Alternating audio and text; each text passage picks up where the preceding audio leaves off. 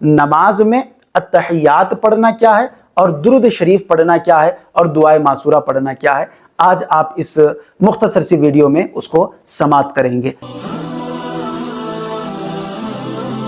Syed Sajid Pasha Qadri, famous scholar, like, share and subscribe now. سب سے پہلے التحیات کو سماعت کر لیں۔ التحیات للہ والصلوات والطیبات السلام علیک ایہا النبی ورحمۃ اللہ وبرکاتہ، السلام علینا وعلی عباد اللہ الصالحین، اشہد ان لا الہ الا اللہ واشہد ان محمدا عبدہ ورسولہ۔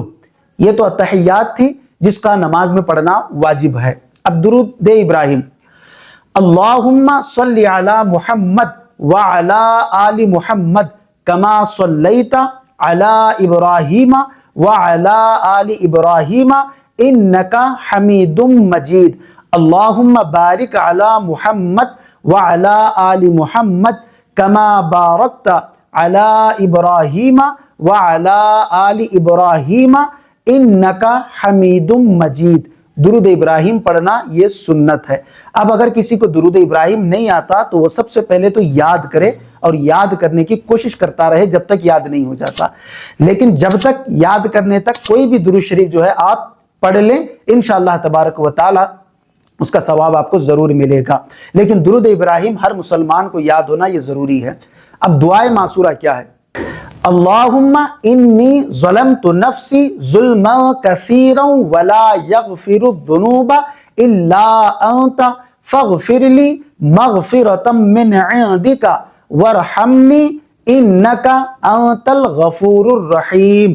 یہ دعائے معصورہ ہے، اس کا بھی پڑھنا سنت ہے چونکہ اس کی زیادہ کثرت آئی ہوئی ہے احادیث طیبہ میں۔ اب اگر کسی کو یہ نہیں آتا تو وہ دوسرے کوئی بھی دعائے معصور پڑھ سکتا ہے جس میں دنیا و آخرت کا ذکر ہو اور جس میں جو ہے مغفرت کا ذکر ہو، توبہ کا ذکر ہو۔ بعض ہمارے علماء فرماتے ہیں ربنا آتنا فی الدنیا حسنہ وفی الآخرۃ حسنہ وقنا عذاب النار، یہ بھی پڑھ سکتے ہیں۔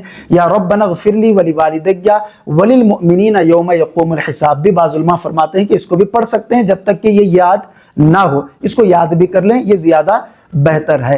تو آج تینوں چیزیں آپ نے سماعت کر لی ہیں، التحیات، درود ابراہیم اور دعائے معصورہ، اور ان کا نماز میں پڑھنا کیا درجہ رکھتا ہے اس کو بھی آپ نے سماعت کر لیا ہے۔ اللہ پاک سے دعا ہے کہنے سننے سے زیادہ عمل کرنے کی توفیق عطا فرمائے۔